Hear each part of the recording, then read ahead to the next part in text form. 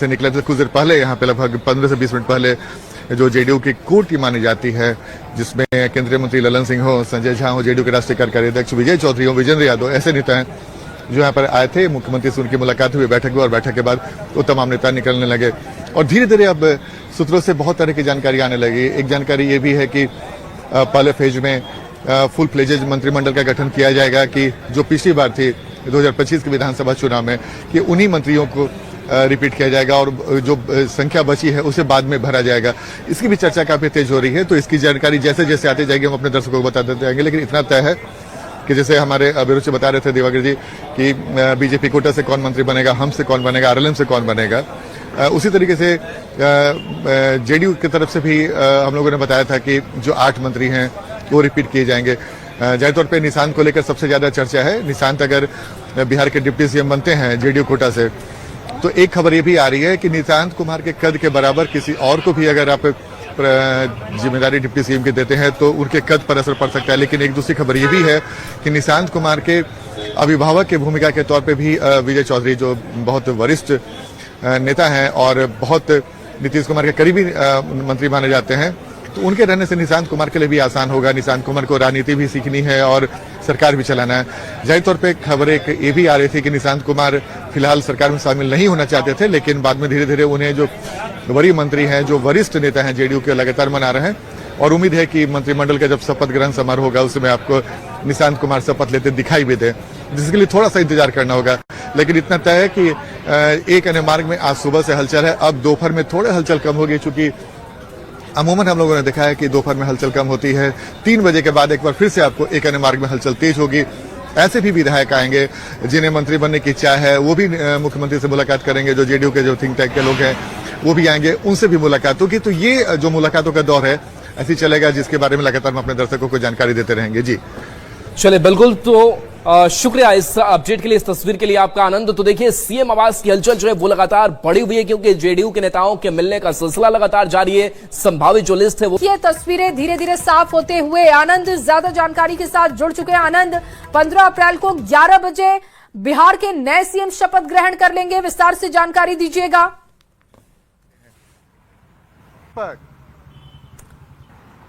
आनंद, आपको आवाज मिल पा रही है? देखिए, हमारे साथ दिवाकर जी हैं सर।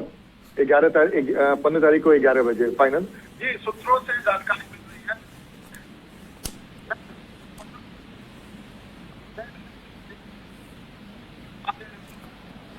तो 15 अप्रैल को 11 बजे शपथ ग्रहण होने जा रहा है। बिहार के नए सीएम शपथ ग्रहण कर लेंगे। 15 तारीख को 11 बजे शपथ ग्रहण हो जाएगा और आनंद लगातार हमारे साथ बने हुए हैं। ब्यूरो चीफ दिवाकर जी भी उनके साथ मौजूद हैं। आनंद, जो चर्चा कर रहे थे कि ये फाइनल कर दिया गया है कि 15 अप्रैल को 11 बजे शपथ ग्रहण का कार्यक्रम होगा। बिल्कुल बिल्कुल। देखिए, अब से कुछ देर पहले हमारे ब्यूरो चीफ ने बताया और आगे भी विस्तार से बताएंगे कि कौन चीफ गेस्ट होने वाले हैं। इसकी भी जानकारी हम अपने दर्शकों को देंगे। सर, 15 तारीख को 11 बजे शपथ ग्रहण का समारोह तय हो गया, लोक भवन में होगा। इसमें चीफ गेस्ट के तौर पे कौन आ रहे हैं? देखिए, अभी जानकारी मिली है प्रशासन को कि वीवीआईपी मूवमेंट हो सकता है। अभी प्रधानमंत्री की मुकम्मल तरीके से जानकारी नहीं मिली है। औपचारिक तौर पे प्रधानमंत्री की आधिकारिक जो जानकारी मिलती है कि प्रधानमंत्री का मूवमेंट होना है, तो हम लोग मानकर चल रहे हैं कि केंद्रीय गृह मंत्री शायद आ सकते हैं और एयरपोर्ट से लेकर लोक भवन तक जो है सुरक्षा के कड़े इंतजाम किए जा रहे हैं। पक्की सूचना मिली है कि 15 अप्रैल को 11 बजे नए सीएम पद एवं गोपनीयता की शपथ लेंगे और उनके साथ जो कैबिनेट के अन्य मंत्री होंगे वो भी शपथ लेंगे। तो वो संख्या क्या हो सकती है? बीजेपी की संख्या क्या हो सकती है और जेडीयू की संख्या क्या हो सकती है? एक जो जानकारी थी कि 11 बीजेपी और 9 जेडीयू, ऐसी कुछ जानकारी? जी बिल्कुल। पिछली बार सरकार ने अपना स्वरूप लिया था, तो मुख्यमंत्री के तौर पे नीतीश कुमार ने शपथ लिया था और 2 डिप्टी सीएम के तौर पे बीजेपी से शपथ लिया था, विजय कुमार सिन्हा ने और सम्राट चौधरी ने। लगभग वही आंकड़ा रहेगा, 25 से 26 जो है स्ट्रेंथ होगा और कुछ जो है मिनिस्ट्रियल बर्थ को खाली रखा जाएगा, क्योंकि कई राजनीतिक इक्वेशन होते हैं जो आकार लेते हैं। तो ऐसे में कुछ जो है पद खाली रखे जाएंगे, क्योंकि आप देखिए कि अभी राज्यसभा चुनाव में कुछ महागठबंधन के विधायकों ने भी सत्ता पक्ष की मदद की थी, तो उसको मद्देनजर रखते हुए और जातीय रणनीति के तहत। अच्छा सर, एक बड़ा दिलचस्प है, हम लोग सुबह से लगातार दिखा रहे हैं, अमूमन नीतीश कुमार के मंत्रिमंडल में जो मंत्री थे अमूमन वही दोबारा रिपीट हो रहे हैं अधिकांश। तो इसको कैसे देखा जाए, आखिर क्या मैसेज देने की कोशिश की जा रही है? देखिए, अगर जेडीयू के कोटे के मंत्रियों को देखें तो उसमें बहुत कुछ बदलाव नहीं होता है। आप 2020 के कैबिनेट को देखें या जब वो महागठबंधन के साथ मिलकर सरकार बनाई थी उन्होंने, उसमें आप देखिए, या फिर एनडीए के साथ उनकी वापसी हुई नीतीश कुमार के कैबिनेट को देखिए, तो जेडीयू में चेहरे ज़्यादा नहीं बदलते हैं। बीजेपी ज़रूर नए चेहरों को शामिल की थी जो 2024 की सरकार बनी थी, और 2025 में जब फिर नई सरकार गठित हुई थी तो वहाँ भी बीजेपी कोटे के मंत्रियों को आप देखिएगा कि जो अनुभवी और जो नए चेहरे हैं, चाहे युवा वर्ग के हों या महिला के हों, वो नए चेहरे शामिल हुए हैं। एक सर बड़ा दिलचस्प है कि जेडीयू कोटे के अगर आप तमाम मंत्रियों को देखें तो तमाम जो मंत्री बनाए जा रहे हैं वो अनुभवी नेता हैं, यानी कि अनुभव को तरजीह दी जा रही है कि अगर निशांत कल के डेट में डिप्टी सीएम बनते हैं तो उन्हें एक अनुभवी टीम मिलेगी अपने पार्टी के। अगर आप बीजेपी की लिस्ट देखते हैं तो उसमें युवाओं को भी प्रमुखता दी गई है। देखिए, कई नए चेहरे शामिल हुए थे, श्रेयसी सिंह, लखेंद्र पासवान, संजय सिंह टाइगर, अरुण शंकर प्रसाद, तो ये सारे रिपीट होने वाले हैं। आसार है कि ये सभी रिपीट होंगे। जो संभावित मंत्रियों की सूची सूत्रों के मुताबिक जो हमें जानकारी मिली है उसमें ये सभी चेहरे रिपीट हो रहे हैं। मंगल पांडे जो अनुभवी के तौर पे शामिल होंगे, विजय कुमार सिन्हा अनुभवी के तौर पे शामिल होंगे। जेडीयू में अगर देखें तो जेडीयू में जमा खां जो है, अगर उम्र के मुकाबले देखिए, एक तरफ विजेंद्र प्रसाद यादव हैं, विजय कुमार चौधरी हैं, श्रवण कुमार हैं, लेसी सिंह हैं जो काफ़ी अनुभवी हैं, और उसके बाद अगर देखिए तो सुनील कुमार या जमा खां, ये उनके मुकाबले जो है कम अनुभवी हैं। तो संयोजन दिख रहा है और नई सरकार में भी वही संयोजन। एक बड़ा दिलचस्प है, अगर मान लीजिए बीजेपी का मुख्यमंत्री होता है जिसकी चर्चा अब लगभग फाइनल स्टेज पहुंच गई है, तो पिछले बार बीजेपी की तरफ से 2 डिप्टी सीएम थे, सम्राट चौधरी और विजय सिन्हा। इस बार अगर सम्राट चौधरी डिप्टी सीएम बनेंगे तो यानी कि डिप्टी सीएम की 2 कुर्सी जेडीयू तरफ जाएगी। तो ऐसे में अगर विजय सिन्हा के बारे में चर्चा करें जो डिप्टी सीएम है, उनकी भूमिका क्या देखते हैं? देखिए, अभी तो चर्चा रही है कि निशांत कुमार डिप्टी सीएम होंगे, लेकिन जेडीयू ने अगर कोई फैसला किया है कि डिप्टी सीएम बनेंगे तो जाहिर सी बात है कि उसमें विजय कुमार चौधरी ही डिप्टी सीएम हो सकते हैं, दूसरे चेहरे। और बीजेपी जब नीतीश कुमार सीधे सीधे मुख्यमंत्री थे, बीजेपी को अपने कोटे में 2 डिप्टी सीएम मिले थे, तो हो सकता है कि ये स्थितियां बदलती हुई दिखाई देगी और उसके उलट जो है तस्वीर दिखाई देगी, सीएम बीजेपी के कोटे में आ जाएगा। और अगर कोई दूसरे डिप्टी सीएम की कहीं कोई तस्वीर उभरती है तो उसमें विजय कुमार चौधरी ही दावेदार हैं। अच्छा, एक जानकारी, चूंकि देखिए बीजेपी 20 साल के बाद बीजेपी का मुख्यमंत्री होगा, तो बीजेपी अपने इस सरकार में क्या कुछ बड़ा मैसेज देने की कोशिश करेगी? मंत्रिमंडल की चर्चा होगी, लेकिन आपको क्या लगता है कि इस मंत्रिमंडल में क्या कुछ ऐसा कुछ नया करने जा रहा है बीजेपी, जिसकी चर्चा हो कि भाई बीजेपी की सरकार फुल फ्लेजेज बनी है, तो इस बार तस्वीर कुछ अलग दिखेगी? देखिए, बीजेपी के एक वरिष्ठ विधायक की माने तो उन्होंने कहा है कि बीजेपी की जो रूपरेखा है, आला नेतृत्व ने जो प्रदेश के नेताओं को, विधायकों को जो मूल मंत्र दिया है, उसमें उन्होंने कहा है कि सबसे पहला काम है लॉ एंड ऑर्डर को मुस्तैद रखना, लॉ एंड ऑर्डर की जो बदहाल स्थिति है उसको दुरुस्त करना। दूसरा काम है कि उद्योग का विस्तार करना, जिस तरीके से बीजेपी ने प्रॉमिस किया था कि बिहार के हर जिले में उद्योग का विस्तार होगा, नए सेटअप लगेंगे उद्योग धंधों के, तो उस पर फोकस होगा। और तीसरा फोकस होगा कि किस तरीके से रोजगार क्रिएट किया जाए। तो ये 3 बिंदुओं पर बीजेपी फोकस करेगी। आने वाला समय, चूंकि नीतीश कुमार को लगातार हम लोग 20 सालों से कवर करते आए हैं, अब नीतीश कुमार का एरा एक तरीके से समाप्त हो रहा है। कल 11 बजे जब कैबिनेट की बैठक होगी और माना जा रहा है कि उसके बाद इस्तीफा दे देंगे, कैसे देखते हैं नीतीश कुमार की भरपाई संभव है? देखिए, नीतीश कुमार ने जो लकीर खींची है वो काफ़ी लंबी है। नीतीश कुमार के लकीर को तो काटना मुश्किल है और नीतीश कुमार से लंबी लकीर खींचने की चुनौती होगी। नीतीश कुमार के बराबर भी अगर कोई लकीर खींचता है तो उसकी उपलब्धि मानी जाएगी। हमेशा डे 1 से जो है नए सीएम जो होंगे उनकी तुलना और उनका जो आकलन होगा नीतीश कुमार के पैरामीटर्स पे ही होगा।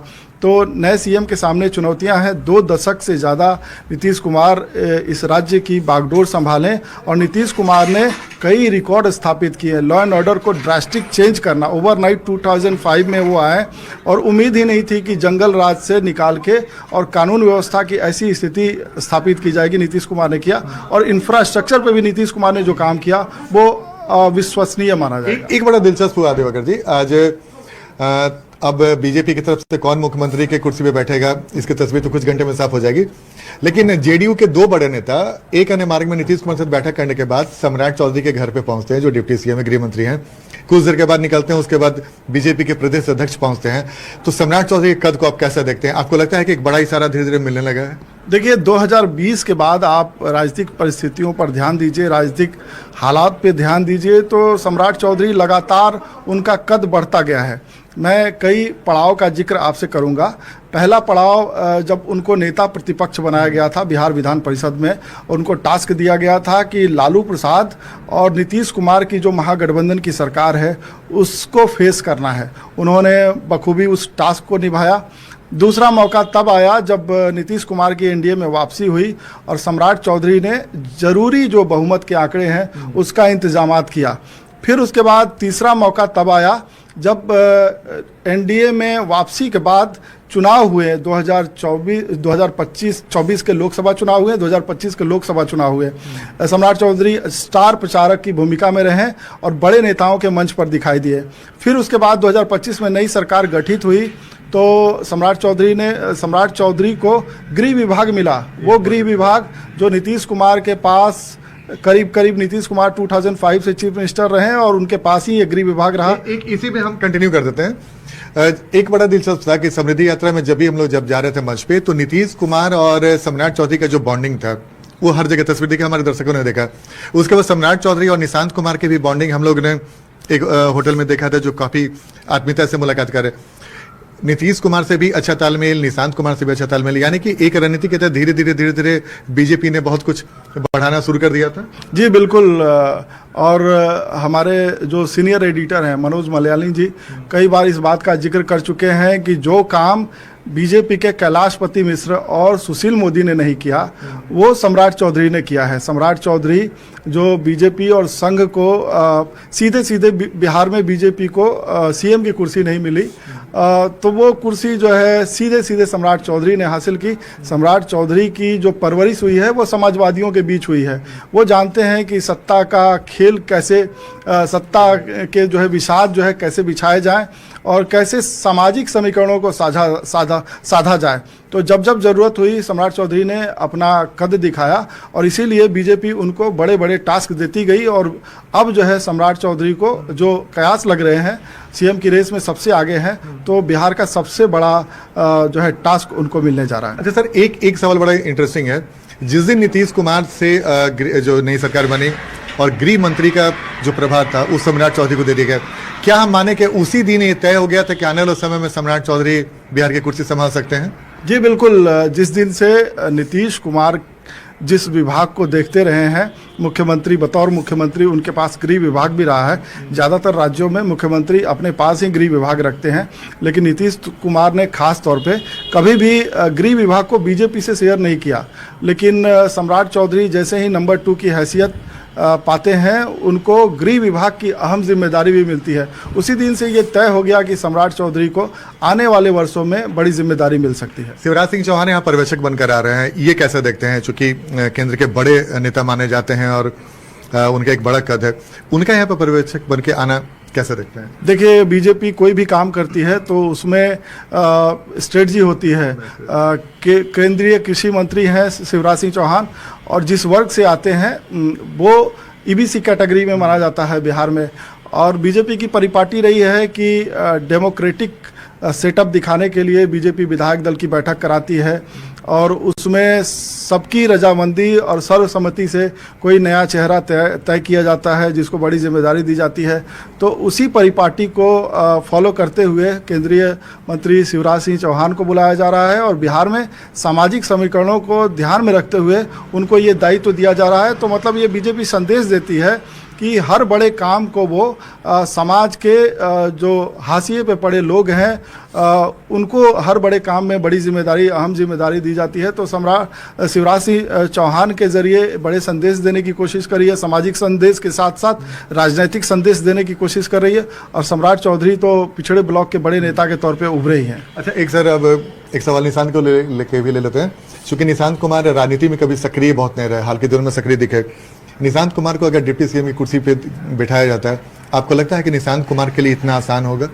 देखिए, अगर पीछे के राजनीतिक इतिहास को देखें, देश के राष्ट्रीय राजनीति को ध्यान में रखें, तो कई ऐसे चेहरे आए जिनको लेकर बहुत ज़्यादा उम्मीद नहीं लगाई गई थी।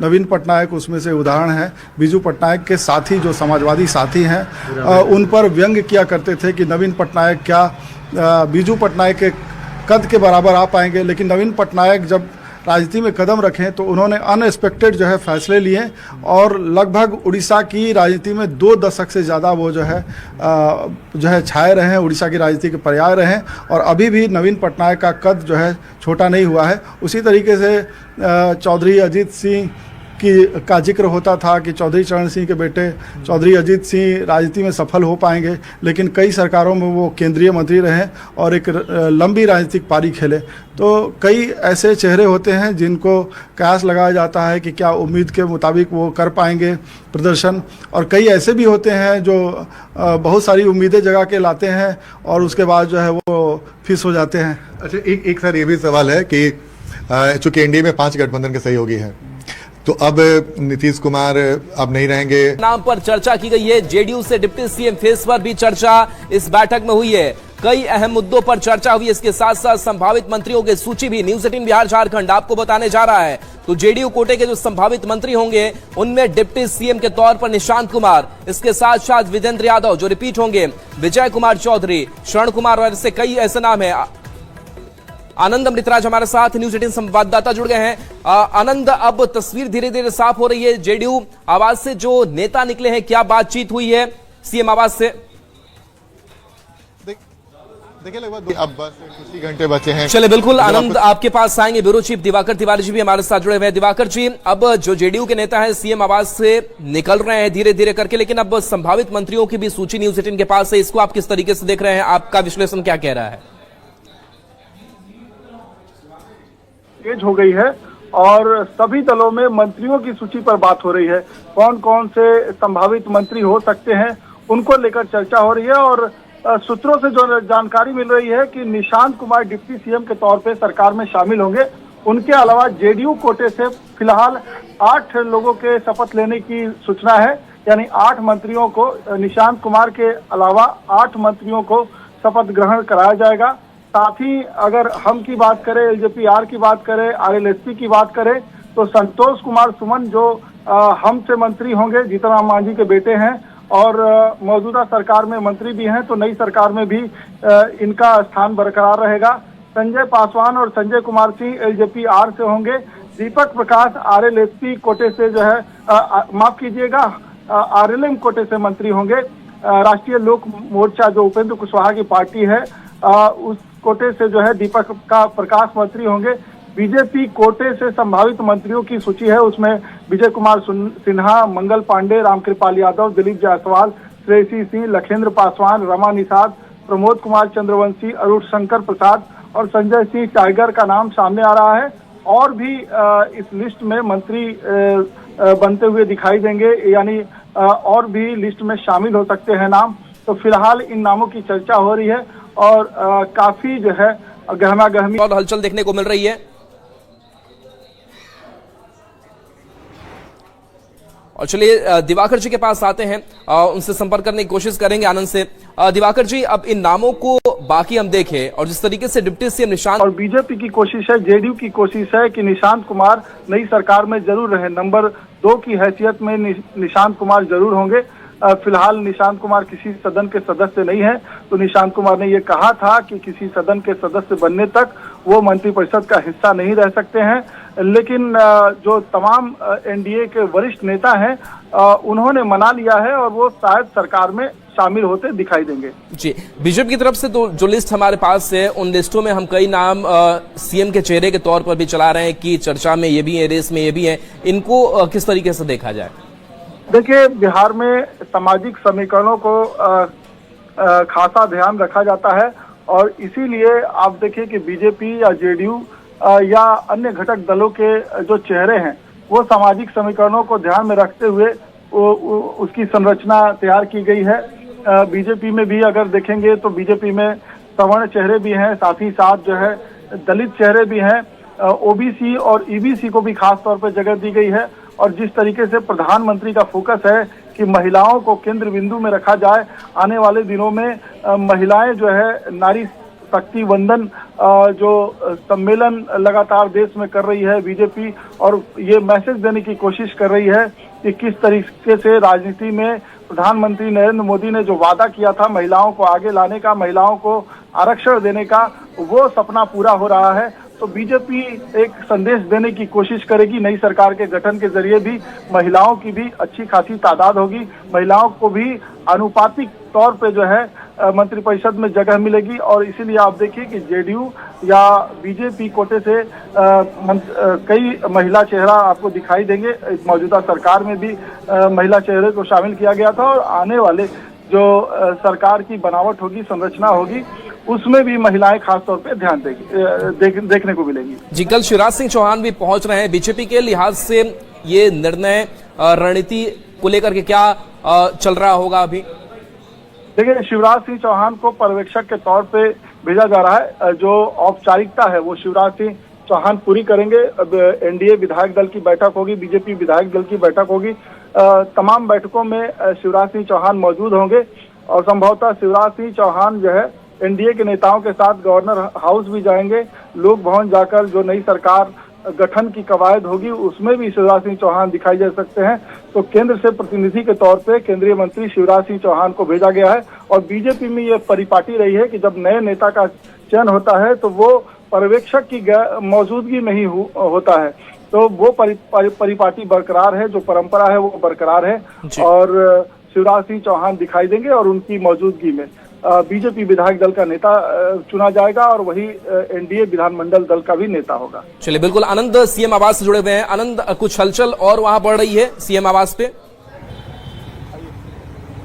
नहीं, देखिए, अब हलचल जाहिर सी बात है, हलचल बढ़ेगी, जो कि अब जैसा कि मैंने आपको बताया कि आने वाले 24 से 48 घंटे सीएम आवास में ही हलचल होने वाली है, क्योंकि आपको कई बड़े नेता यहाँ पे आते जाते दिखेंगे, और सामान की भी शिफ्टिंग हो रही थी तो वो भी वहां जा रहे हैं। तो कई तरह की चर्चाएं चल रही हैं। और सबसे बड़ी बात है कि एक अन्य मार्ग जिसमें पिछले 20 सालों से नीतीश कुमार रह रहे थे, अब जब वो एक अन्य मार्ग खाली करने वाले हैं और नए मुख्यमंत्री को यहाँ पे अब रहना है, तो उसके पहले एक अन्य मार्ग में हलचल स्वाभाविक है। जब तक नीतीश कुमार यहाँ पे हैं तो कई बड़े नेता उनसे मिलने आ सकते हैं, और धीरे सुबह से ही आज लगभग 8 बजे से ही नेताओं के आने का सिलसिला जारी था। तो ये तस्वीर लगातार अभी भी देखिए, कई कुछ अधिकारी भी निकल रहे हैं एक अन्य मार्ग से। तो आज हलचल दिन भर रहेगी, और कल भी ये हलचल आपको ऐसे ही दिखाई देगी, क्योंकि कल जैसे ही कैबिनेट की बैठक समाप्त होने के बाद नीतीश कुमार इस्तीफा देंगे, उसके बाद यहाँ पे बहुत गहमागहमी होने वाली है। और स्वाभाविक सी बात है, न सिर्फ मुख्यमंत्री नीतीश कुमार दिल्ली के राजनीति भी जाएंगे, नए मुख्यमंत्री को भी आना है, नए मुख्यमंत्री का भी चयन होना है। और जैसे ही कैबिनेट की बैठक में इस्तीफा देने के बाद जब नीतीश कुमार एक अन्य मार्ग पहुंचेंगे, उसके बाद लोक भवन पहुंचेंगे, तो सियासी हलचल स्वाभाविक है। हम आपको तस्वीर दिखा रहे हैं, देखिए एक अन्य मार्ग की ये तस्वीर देखिए, जहां पे कल हलचल होगी। और दूसरा आकर्षण होगा ठीक हमारे पीछे लोक भवन, जो यहाँ से महज कुछ कदम की दूरी पर है, बिहार लोक भवन, जहाँ पे नीतीश कुमार जाएंगे, अपने इस्तीफा सौंपेंगे। और दूसरी महत्वपूर्ण बात कि नई सरकार का जब गठन होना है, उसे लेकर भी जो भी एनडीए विधायक दल का नेता चुना जाएगा, वो भी नई सरकार के गठन के लिए राज्यपाल से आग्रह करेगा, और उन्हें कब वक्त मिलता है ये देखना दिलचस्प होगा। तो जाहिर सी बात है, देखिए अभी हम आपको लगातार दिखा रहे हैं, अधिकारियों का आने जाने का सिलसिला जारी है, क्योंकि लगातार नीतीश कुमार की भी कोशिश होगी कि जो जल्द से जो भी काम है उसे निपटाया जाए। तो एक अन्य मार्ग में आज हलचल सुबह से दिखा दी, जैसे कि सुबह में आपने देखा कि ललन सिंह हो, विजय चौधरी हो, अशोक चौधरी हो, जमागंज जैसे जेडीयू के जो तमाम जो बड़े नेता हैं वो पहुंचे थे, और उसके बाद फिर यहाँ पे मुलाकात हुई, बैठक हुई, और बैठक के बाद नेता यहाँ से निकले थे। कुछ देर पहले यहाँ पे लगभग 15 से 20 मिनट पहले जो जेडीयू की कोर टीम मानी जाती है, जिसमें केंद्रीय मंत्री ललन सिंह हो, संजय झा हो, जेडीयू के राष्ट्रीय कार्यकारी अध्यक्ष विजय चौधरी हो, विजेंद्र यादव, ऐसे नेता हैं जो यहाँ पर आए थे। मुख्यमंत्री से उनकी मुलाकात हुई, बैठक हुई, और बैठक के बाद वो तमाम नेता निकलने लगे। और धीरे धीरे अब सूत्रों से बहुत तरह की जानकारी आने लगी। एक जानकारी ये भी है कि पहले फेज में फुल फ्लेजेज मंत्रिमंडल का गठन किया जाएगा, कि जो पिछली बार थी 2025 के विधानसभा चुनाव में, कि उन्हीं मंत्रियों को रिपीट किया जाएगा, और जो संख्या बची है उसे बाद में भरा जाएगा। इसकी भी चर्चा काफी तेज हो रही है। तो इसकी जानकारी जैसे जैसे आती जाएगी हम अपने दर्शकों को बताते जाएंगे। लेकिन इतना तय है कि जैसे हमारे अभिरुचि बता रहे थे दिवाकर जी कि बीजेपी कोटा से कौन मंत्री बनेगा, हम से कौन बनेगा, आरएलएम से कौन बनेगा, उसी तरीके से जेडीयू की तरफ से भी हम लोगों ने बताया था कि जो 8 मंत्री हैं वो रिपीट किए जाएंगे। जाहिर तौर पे निशांत को लेकर सबसे ज्यादा चर्चा है। निशांत अगर बिहार के डिप्टी सीएम बनते हैं जेडीयू कोटा से, तो एक खबर ये भी आ रही है कि निशांत कुमार के कद के बराबर किसी और को भी अगर आप जिम्मेदारी डिप्टी सीएम की देते हैं तो उनके कद पर असर पड़ सकता है। लेकिन एक दूसरी खबर ये भी है कि निशांत कुमार के अभिभावक की भूमिका के तौर पे भी विजय चौधरी, जो बहुत वरिष्ठ नेता हैं और बहुत नीतीश कुमार के करीबी मंत्री माने जाते हैं, तो उनके रहने से निशांत कुमार के लिए भी आसान होगा। निशांत कुमार को राजनीति भी सीखनी है और सरकार भी चलाना है। जाहिर तौर पे खबर एक ये भी आ रही थी कि निशांत कुमार फिलहाल सरकार में शामिल नहीं होना चाहते थे, लेकिन बाद में धीरे धीरे उन्हें जो वरीय मंत्री हैं, जो वरिष्ठ नेता हैं जेडीयू के, लगातार मना रहे हैं और उम्मीद है कि मंत्रिमंडल का जब शपथ ग्रहण समारोह होगा उस समय आपको निशांत कुमार शपथ लेते दिखाई भी दे, जिसके लिए थोड़ा सा इंतजार करना होगा। लेकिन इतना तय है कि एक अन्य मार्ग में आज सुबह से हलचल है। अब दोपहर में थोड़ा हलचल कम होगी, चूंकि अमूमन हम लोगों ने देखा है कि दोपहर में हलचल कम होती है। 3 बजे के बाद एक बार फिर से आपको एक अन्य मार्ग में हलचल तेज होगी।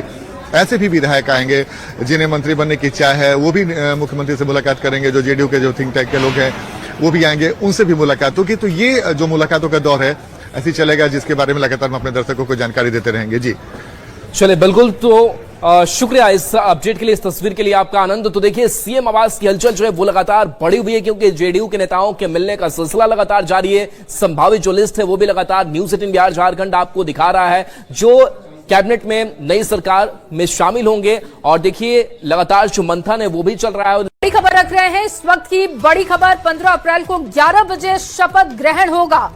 देखिए, नई सरकार के शपथ ग्रहण को लेकर खबर सामने आ चुकी है।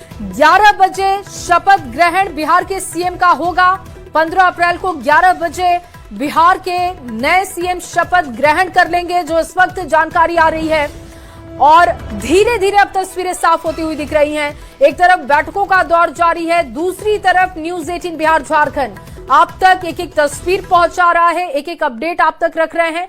और इस वक्त आपको ये बड़ी खबर दे रहे हैं कि 15 अप्रैल को शपथ ग्रहण हो रहा है। 11 बजे का समय बताया जा रहा है। सुबह 11 बजे बिहार के नए सीएम शपथ ग्रहण कर लेंगे 15 अप्रैल को।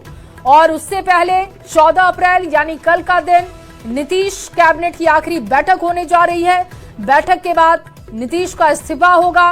उसके बाद बीजेपी की बैठक अलग से की जाएगी, जेडीयू अपनी अलग से बैठक करेगी, विधानमंडल दल की बैठक होगी, नेता का चुनाव किया जाएगा।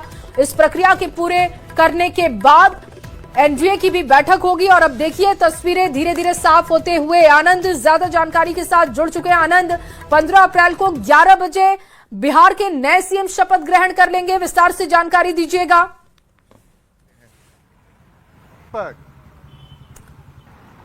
आनंद, आपको आवाज मिल पा रही है? देखिए, हमारे साथ दिवाकर जी हैं सर। 15 तारीख को 11 बजे फाइनल जी, सूत्रों से जानकारी मिल रही है।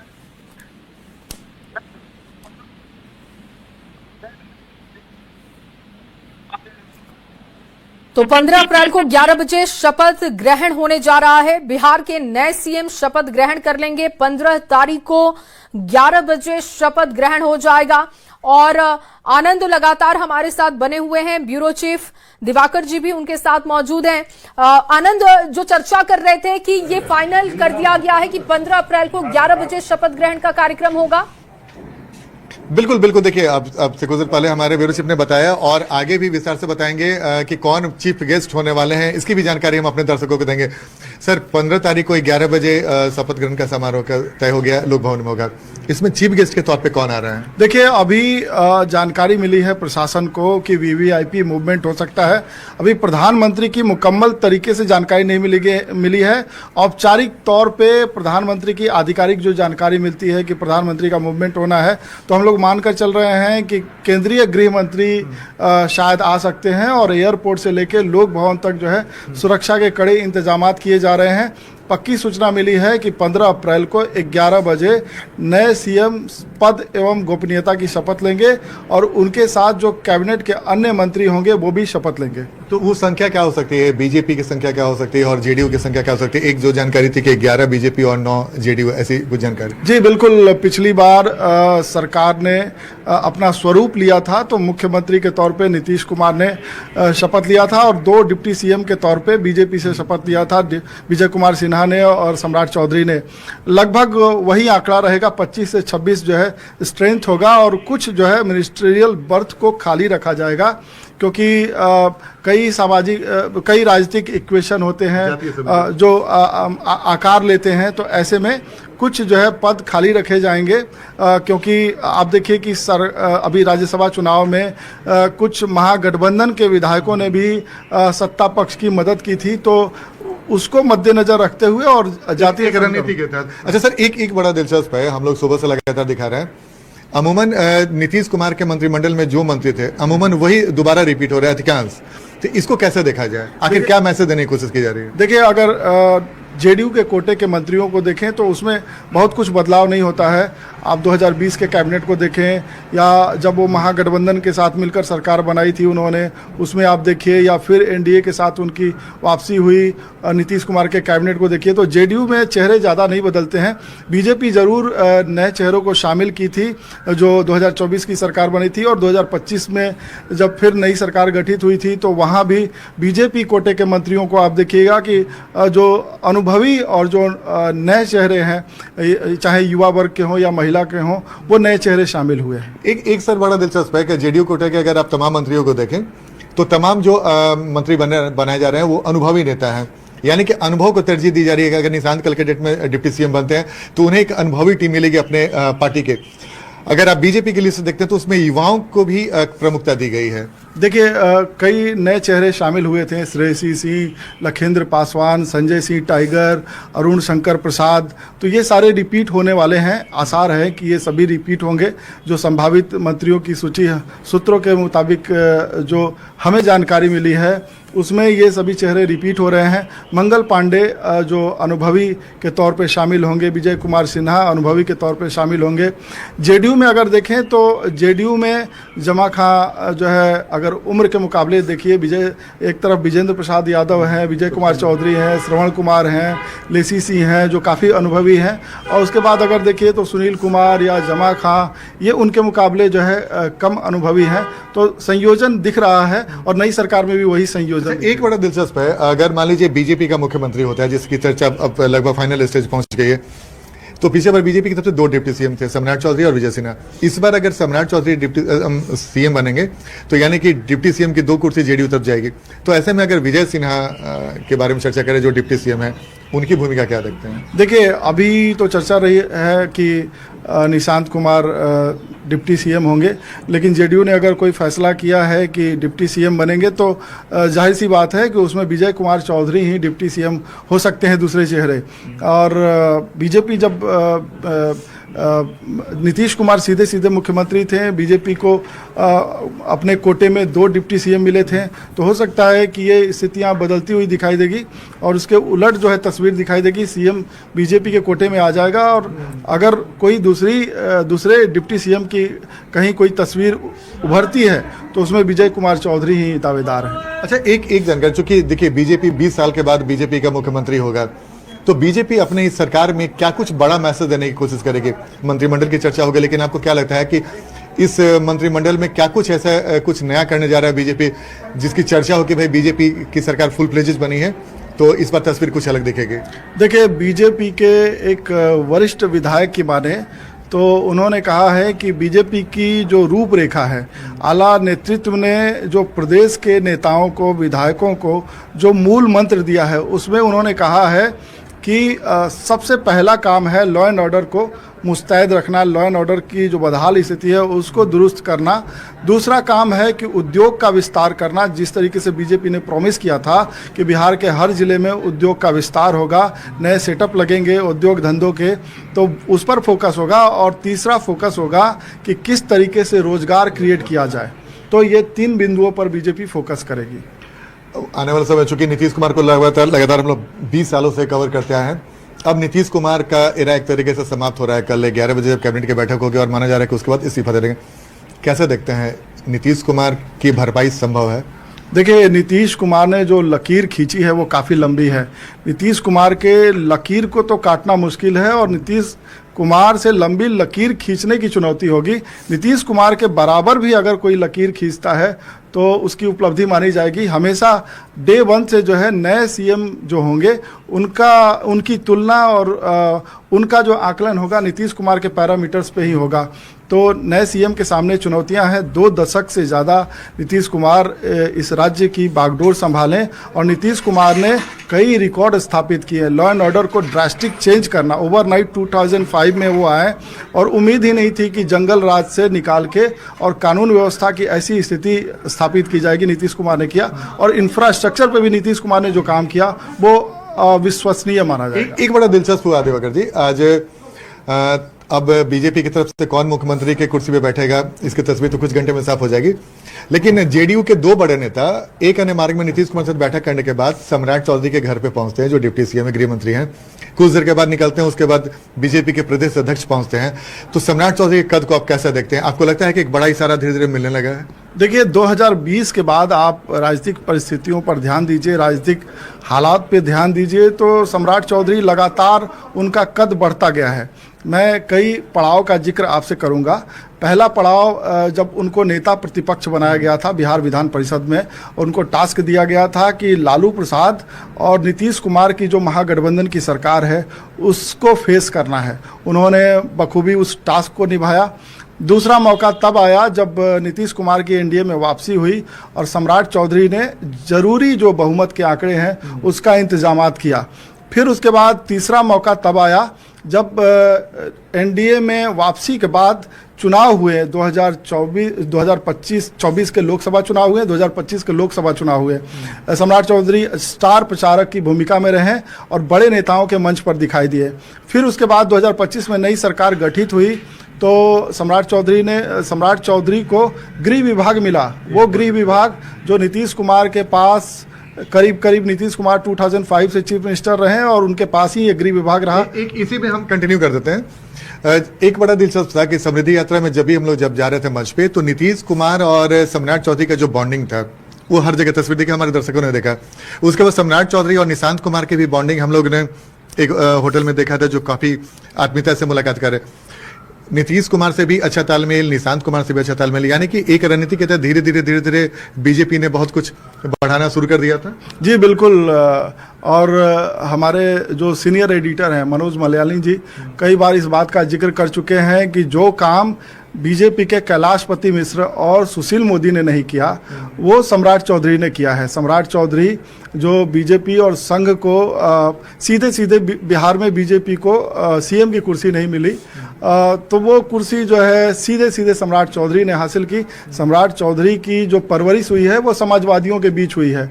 वो जानते हैं कि सत्ता का खेल कैसे, सत्ता के जो है विषाद जो है कैसे बिछाए जाएं और कैसे सामाजिक समीकरणों को साधा जाए। तो जब जरूरत हुई सम्राट चौधरी ने अपना कद दिखाया और इसीलिए बीजेपी उनको बड़े बड़े टास्क देती गई और अब जो है सम्राट चौधरी को जो कयास लग रहे हैं सीएम की रेस में सबसे आगे हैं, तो बिहार का सबसे बड़ा जो है टास्क उनको मिलने जा रहा है। अच्छा सर, एक सवाल बड़ा इंटरेस्टिंग है। जिस दिन नीतीश कुमार से जो नई सरकार बनी और गृह मंत्री का जो प्रभार था उस सम्राट चौधरी को दे दिया गया, क्या हम माने कि उसी दिन ये तय हो गया था कि आने वाले समय में सम्राट चौधरी बिहार की कुर्सी संभाल सकते हैं? जी बिल्कुल। जिस दिन से नीतीश कुमार जिस विभाग को देखते रहे हैं मुख्यमंत्री, बतौर मुख्यमंत्री उनके पास गृह विभाग भी रहा है। ज़्यादातर राज्यों में मुख्यमंत्री अपने पास ही गृह विभाग रखते हैं, लेकिन नीतीश कुमार ने खास तौर पे कभी भी गृह विभाग को बीजेपी से शेयर नहीं किया। लेकिन सम्राट चौधरी जैसे ही नंबर 2 की हैसियत पाते हैं उनको गृह विभाग की अहम जिम्मेदारी भी मिलती है। उसी दिन से ये तय हो गया कि सम्राट चौधरी को आने वाले वर्षों में बड़ी जिम्मेदारी मिल सकती है। शिवराज सिंह चौहान यहाँ पर्यवेक्षक बनकर आ रहे हैं, ये कैसे देखते हैं? चूंकि केंद्र के बड़े नेता माने जाते हैं और उनका एक बड़ा कद है, उनका यहाँ पर पर्यवेक्षक बन के आना कैसे देखते हैं? देखिए, बीजेपी कोई भी काम करती है तो उसमें स्ट्रेटजी होती है।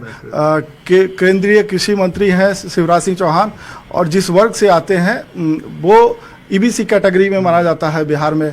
और बीजेपी की परिपाटी रही है कि डेमोक्रेटिक सेटअप दिखाने के लिए बीजेपी विधायक दल की बैठक कराती है और उसमें सबकी रजामंदी और सर्वसम्मति से कोई नया चेहरा तय किया जाता है, जिसको बड़ी जिम्मेदारी दी जाती है। तो उसी परिपाटी को फॉलो करते हुए केंद्रीय मंत्री शिवराज सिंह चौहान को बुलाया जा रहा है और बिहार में सामाजिक समीकरणों को ध्यान में रखते हुए उनको ये दायित्व दिया जा रहा है। तो मतलब ये बीजेपी संदेश देती है कि हर बड़े काम को वो समाज के जो हाशिए पे पड़े लोग हैं उनको हर बड़े काम में बड़ी जिम्मेदारी, अहम जिम्मेदारी दी जाती है। तो सम्राट शिवराज सिंह चौहान के जरिए बड़े संदेश देने की कोशिश करी है, सामाजिक संदेश के साथ साथ राजनीतिक संदेश देने की कोशिश कर रही है। और सम्राट चौधरी तो पिछड़े ब्लॉक के बड़े नेता के तौर पर उभरे ही हैं। अच्छा, एक सर अब एक सवाल निशांत को लेके भी ले लेते हैं, क्योंकि निशांत कुमार राजनीति में कभी सक्रिय बहुत नहीं रहे, हाल के दिनों में सक्रिय दिखे। निशांत कुमार को अगर डिप्टी सीएम की कुर्सी पे बिठाया जाता है, आपको लगता है कि निशांत कुमार के लिए इतना आसान होगा? देखिए, अगर पीछे के राजनीतिक इतिहास को देखें, देश के राष्ट्रीय राजनीति को ध्यान में रखें, तो कई ऐसे चेहरे आए जिनको लेकर बहुत ज़्यादा उम्मीद नहीं लगाई गई थी।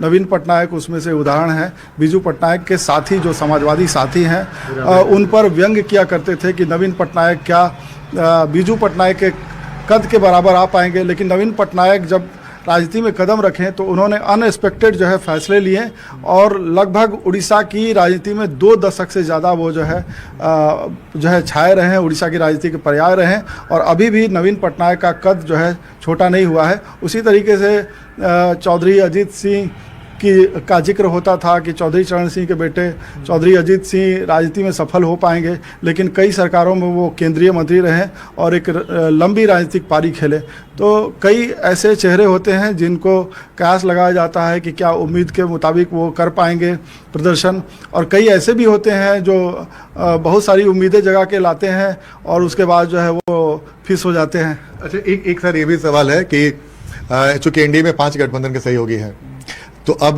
नीतीश कुमार अब नहीं रहेंगे, भले मार्गदर्शक की भूमिका में रहेंगे, लेकिन बाकी चिराग पासवान हो, उपेंद्र कुशवाहा हो और जीतन राम मांझी, उनके लिए कितना मतलब परिस्थिति कैसे देखते हैं? उन तीनों गठबंधन के जो बड़े नेता हैं, अगर सम्राट चौधरी बनते हैं तो परिस्थिति आपसी तालमेल कैसे देखते हैं? देखिए, सम्राट चौधरी के साथ जो नौजवान नेता होंगे उनके साथ तो उनकी ठीक ठाक जुगलबंदी देखने को मिल सकती है। निशांत के साथ जिस तरीके से उनका कंफर्ट दिखकर सामने आया तस्वीरों में, तो उसके संकेत मिले हैं कि निशांत के साथ वो अच्छा कुछ कर सकते हैं। बाकी अगर एनडीए के घटक दलों के नेताओं को देखें, उपेंद्र कुशवाहा से ही शुरुआत करिए। उपेंद्र कुशवाहा को अगर देखें तो उपेंद्र कुशवाहा और सम्राट चौधरी एक ही जाति वर्ग से आते हैं, तो पर्सनालिटी क्लैश जैसी भी बातें होती है राजनीति में। तो आप एक ही अगर राजनीतिक आधार पे खड़े हैं तो प्रतिद्वंदिता होती है, लेकिन उपेंद्र कुशवाहा और सम्राट चौधरी में कंफर्ट लेवल ठीक ठाक है। क्योंकि मैंने देखा है कि जब 2015 से 17 जब सम्राट चौधरी राजनीति में कहीं अलग थलग पड़ते दिखाई दिए तो उन्होंने उपेंद्र कुशवाहा से भी संबंध साधा था। उस वक्त उन्होंने जरूर उपेंद्र कुशवाहा की पार्टी ज्वाइन नहीं की, लेकिन उनके साथ वो कई अहम मुद्दों पर चर्चा हुई। इसके साथ साथ संभावित मंत्रियों की सूची भी न्यूज 18 बिहार झारखंड आपको बताने जा रहा है। तो जेडीयू कोटे के जो संभावित मंत्री होंगे उनमें डिप्टी सीएम के तौर पर निशांत कुमार, इसके साथ साथ विजेंद्र यादव जो रिपीट होंगे, विजय कुमार चौधरी, शरण कुमार और ऐसे कई ऐसे नाम है। आनंद अमृतराज हमारे साथ न्यूज 18 संवाददाता जुड़ गए हैं। आनंद, अब तस्वीर धीरे धीरे साफ हो रही है। जेडीयू आवाज से जो नेता निकले हैं, क्या बातचीत हुई है सीएम आवाज से? देखिए, लगभग 2 घंटे से ज्यादा ये मीटिंग चली और देखिए तस्वीरें धीरे धीरे साफ होते हुए आनंद ज्यादा जानकारी के साथ जुड़ चुके हैं। आनंद, 15 अप्रैल को 11 बजे बिहार के नए सीएम शपथ ग्रहण कर लेंगे, विस्तार से जानकारी दीजिएगा।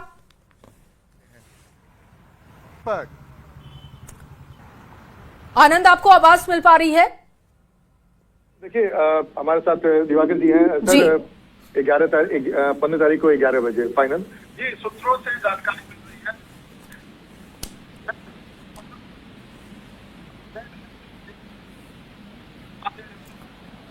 तो 15 अप्रैल को 11 बजे शपथ ग्रहण होने जा रहा है। बिहार के नए सीएम शपथ ग्रहण कर लेंगे। 15 तारीख को 11 बजे शपथ ग्रहण